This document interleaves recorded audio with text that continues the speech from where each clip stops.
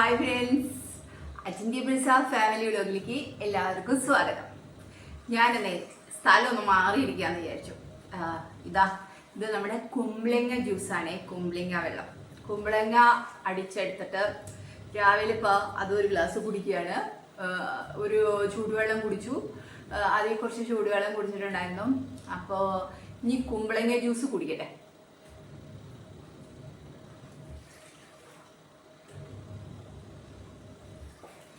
ഞാൻ ഉദ്ദേശിച്ചത് ഇന്ന് ഞാൻ എന്തൊക്കെ കഴിക്കണു അതൊക്കെ കാണിക്കാം. അതൊക്കെ അങ്ങനെ നമ്മളുടെ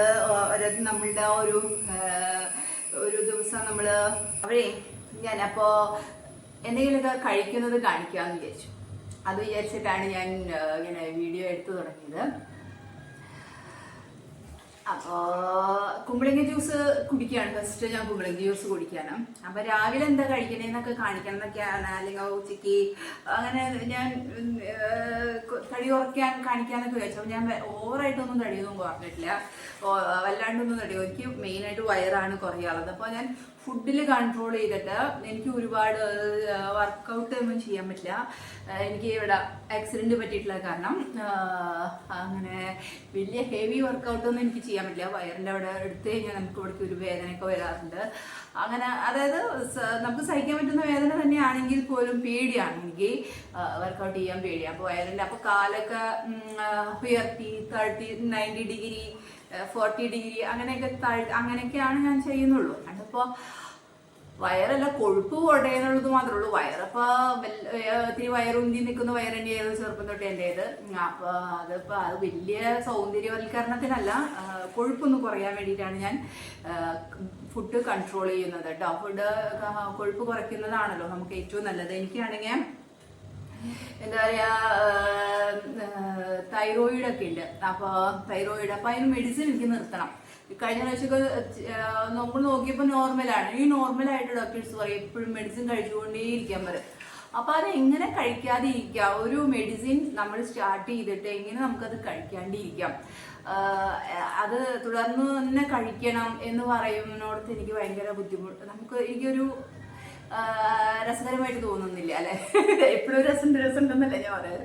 അതെന്താ പറയേണ്ട വേണ്ടി എനിക്ക് അത് മനസ്സിലാവുന്നില്ല. അപ്പൊ അത് പറയാനായിട്ട് അറിയില്ല. അപ്പൊ അതുകൊണ്ട് എനിക്കത് ശരിയായിട്ട് എനിക്ക് തോന്നുന്നില്ല. അപ്പൊ നമ്മൾ ഒരു അസുഖം നമ്മുടെ മാറി ഭേദമായി എന്നുണ്ടെങ്കിൽ നമുക്ക് ആ മെഡിസിൻ അവിടെ നിർത്താൻ സാധിക്കാം. അപ്പൊ ചില മെഡിസിൻസ് നമ്മൾ ജീവിതാവസാനം വരെ കഴിക്കണം എന്ന് പറയുമ്പോൾ എനിക്ക് ഇന്ന് രാവിലെ തന്നെ കഴിക്കണ്ടേ എന്നൊക്കെ ഉള്ളത് തോന്നലാണ്. അപ്പോൾ ശരിക്കും പറഞ്ഞാൽ ഞാൻ IVF എൻ്റെ സെക്കൻഡ് അബോർഷൻ കഴിഞ്ഞതിന് ശേഷമാണ് എനിക്ക് ഇങ്ങനെ തൈറോയിഡ് ഉണ്ട് എന്ന് മനസ്സിലാക്കിയത്. അപ്പോൾ അന്ന് ഹെവി അബോർഷൻ ആയിരുന്നു, ഭയങ്കരമായിട്ട് പിന്നെ ഒടുക്കം DNC ഒക്കെ ചെയ്യേണ്ടി വന്നിട്ടുണ്ട് അവൻ്റെ പ്രഗ്നൻസിയിൽ. അപ്പോൾ അങ്ങനെ അതിരി ബുദ്ധിമുട്ടുകൾ ഉണ്ടാക്കി, എനിക്ക് കുറച്ച് ബുദ്ധിമുട്ടുകളൊക്കെ ഉണ്ടാക്കി. ബ്ലഡ് കൗണ്ടൊക്കെ കുറഞ്ഞു, ഭയങ്കര പ്രശ്നങ്ങളൊക്കെ ആയിരുന്നു, ഹെവി ആയിരുന്നു. അപ്പോൾ ആ കാരണം എനിക്ക് എന്താന്ന് വെച്ചാൽ ഇതൊരു ഒന്ന് ടച്ച് ചെയ്ത് കൊടുക്കണം.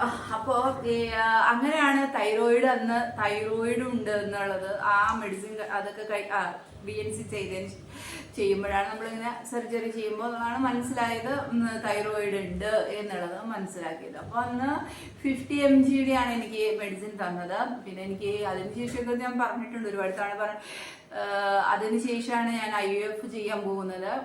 IVF ചെയ്തതിന് അതിനുശേഷം ഇല്ലാത്ത പിന്നെ അസുഖങ്ങളൊന്നുമില്ല. എന്നെ പറ്റിച്ച കഥയും ഞാൻ പറ്റിക്കപ്പെട്ട കഥയും ഒക്കെ അറിയാലോ. അപ്പൊ IVF എൻ്റെ ജീവിതം തന്നെ തകർത്ത് കളഞ്ഞു. പിന്നെ ഒരു പുത്താങ്കളിയായിട്ട് വലിയ തടിയൊന്നും, ഞാനൊരു തടിയുള്ള കൂട്ടത്തിലാണ്, പക്ഷെ അങ്ങനത്തെ ഒരു തടിയല്ല. എനിക്ക് എന്താ പറയാ, ഉറക്കല്ല, കയ്യും കാലും കഴപ്പായി, സോഡിയം കുറഞ്ഞു, തൈറോയിഡ്, പിന്നെ എന്താ പറയാ, എനിക്ക് ഇല്ലാത്ത അസുഖങ്ങളൊന്നുമില്ല. നമ്മളവിടെ ചെല്ലുമ്പോൾ തന്നെ അവർ പറയൂലോ, കുഴപ്പമില്ല, നിങ്ങൾക്കൊന്നും പൊട്ടിയിട്ടുണ്ടാവില്ല. ആദ്യം നമ്മളോട് അങ്ങനെയാണല്ലോ പറയാം, അത് കഴിഞ്ഞിട്ടാണല്ലോ നമുക്ക് അവര് സ്റ്റാർട്ടായി വേണം ഡോക്ടറെ. അപ്പൊ നമ്മുടെ ഉള്ളിൽ അങ്ങോട്ട് സാധനം ഇട്ട് കഴിഞ്ഞാൽ അയ്യോ നോക്കാൻ പറ്റില്ല, 40% ഉള്ളോട്ടാ, 40% ഉള്ളൂ എന്ന് പറയും. അപ്പൊ തന്നെ എനിക്ക് നമ്മളെ എനിക്കൊരു പ്രശ്നമില്ലാതെ ഇരുന്ന ആളാണ്, ഹസ്ബൻഡിനാണ് ചെറിയ പ്രശ്നങ്ങൾ ഉണ്ടായിരുന്നത്. ആ ആൾക്ക് അവിടെ ചെന്നപ്പോ ഇഷ്ടംപോലെ പ്രശ്നങ്ങളാണ് അവര് പറയാം, അവരങ്ങനെയാണ് പറയാ. പിന്നെ അത് അവരൊരു ശരിക്കും പറഞ്ഞാൽ ഒരു സുഖമില്ലാത്ത ഒരു ഹോസ്പിറ്റലായിരുന്നു അത്. അതിനെ കുറിച്ച് ആലോചിക്കുന്നില്ല. അപ്പൊ പിന്നെ അങ്ങോട്ട് തടി, ഒരു ജാതി തടിയും ഒരു എന്താ പറയാ ആകെ കൂടി ഒരു നമ്മുടെ പറയില്ലേ നമ്മുടെ ബ്രസ്റ്റും ചന്തിയും വയറും എന്താ പറയാ ഒരുമാതിരി കൊഴുപ്പൊക്കെ.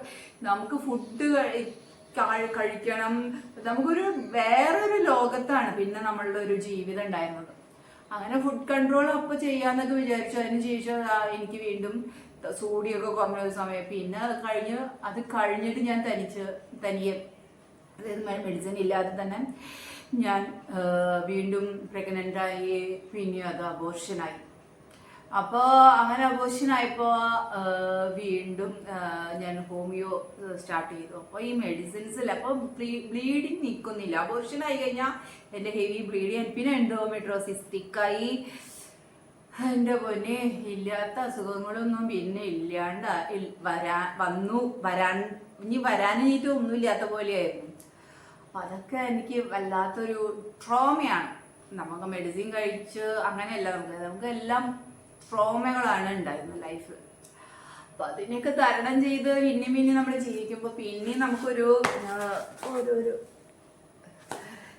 നമുക്കൊരു ബുദ്ധിമുട്ടാണല്ലോ ഇങ്ങനെ. അപ്പൊ അതുകൊണ്ട് ഞാൻ ഹെൽത്ത് എത്ര ഹെൽത്ത് കൺട്രോൾ ചെയ്താലും കൺട്രോൾ ആവാണ്ട് നിൽക്കുന്ന ഒരു ഇത് അപ്പൊ ആവോ എന്ന് നോക്കാനായിട്ടുള്ള ഒരു ട്രീറ്റ്മെന്റ് ആണ്. അപ്പൊ ഞാൻ തന്നെ അനുഷ്ഠിക്കുന്ന ഞാൻ ചില ഫുഡുകൾ രാത്രിയിലൊക്കെ കഴിച്ചു കഴിഞ്ഞാൽ ഞാൻ തടി വയ്ക്കുന്നുണ്ട്. അപ്പൊ അതൊക്കെ ഞാൻ നോക്കി ഒക്കെ ഞാൻ തന്നെ ചെയ്യാണ് ഓരോ കാര്യങ്ങൾ.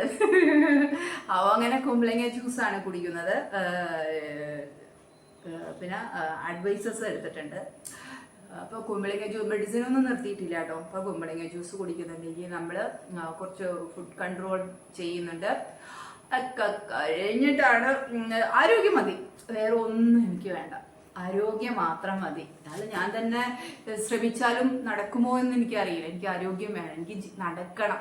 നമ്മൾ എത്രത്തോളം നടക്കുന്നു എന്നുവെച്ചാൽ ഒരു സമയം പോലും വെറുതെ ഇരിക്കാൻ ഇഷ്ടമില്ലാത്ത ഞാൻ പിന്നെ എനിക്കൊരു മൂഡ് ചേഞ്ചസും കാര്യങ്ങളൊക്കെയാണ്. അപ്പൊ എനിക്ക് ആരോഗ്യം വേണം എന്നുള്ള ഒരു തീരുമാനത്തിൽ ഞാൻ അങ്ങ് എത്തിച്ചേർന്നു.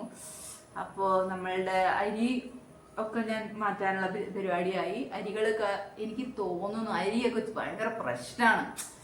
അപ്പൊ ചില അരികളൊന്നും ഞാൻ കഴിക്കുന്നില്ല. പണ്ടൊക്കെ ഞാൻ കൃഷി ചെയ്ത അരികളാണ്. ഞാനല്ല, പണ്ടുള്ളവര് കൃഷി ചെയ്ത അരികളൊക്കെ മനസ്സിലുണ്ട്, പറഞ്ഞു തന്നിട്ടുണ്ട്. അപ്പൊ അതൊക്കെ കഴിച്ചിട്ടുള്ള ഒരു ഫുഡ്, എൻ്റെ ഒരു ഫുഡ് റുട്ടീൻ ഉണ്ടല്ലോ, അതിൻ്റെ ആ ഒരു ടേബിൾസ് ഞാൻ നിങ്ങൾക്ക് കാണിച്ചു തരാം പിന്നീട്. എനിക്ക് വർക്കൗട്ട് ആയാലല്ലേ അതൊക്കെ കാണിക്കാൻ പറ്റുള്ളൂ. അപ്പൊ ആദ്യത്തേതില് കുമ്പളങ്ങ ജ്യൂസ് വർക്കൗട്ടാണ്. അപ്പോൾ എനിക്കത് വർക്കായി കഴിഞ്ഞു. അപ്പോൾ നമുക്ക് കുമ്പളങ്ങ ജ്യൂസിൽ നമുക്ക് തുടങ്ങി നമ്മുടെ ദിനചര്യകൾ ഇങ്ങനെ അങ്ങോട്ട് ആരംഭിക്കാം. അപ്പോൾ സുന്ദരിക്കുള്ള ഫുഡൊക്കെ കൊടുത്തു. അപ്പോൾ ഇനി ഇത് കഴിച്ചു കഴിഞ്ഞിട്ട് തൊട്ടപ്പം തന്നെ കഴിച്ചാലും കുഴപ്പമൊന്നുമില്ല. ഞാൻ ഇത് ഫുഡൊന്നും കഴിക്കാം. ഞാൻ വെച്ചാൽ ഇന്നലെ വൈകിട്ട് 4 മണിക്ക് ഞാൻ ഫുഡ് കഴിച്ചതാണ്. ഞാനിപ്പോൾ കുമ്പളങ്ങ ജ്യൂസ് കുടിക്കുന്നു, ചൂടുവെള്ളം കുടിച്ചു, കുമ്പളങ്ങ ജ്യൂസ് കുടിക്കും. അപ്പം ഇനി ഓരോന്നായിട്ട് കഴിച്ചു തുടങ്ങട്ടെ. വിശക്കും 8 മണിയാകുമ്പോഴേക്കും നല്ല വിശപ്പ് വരും, അപ്പോഴേ ഫുഡ് കഴിക്കുള്ളൂ. അപ്പോൾ അജിൻ്റെ family vlog signing off. Tata, bye by.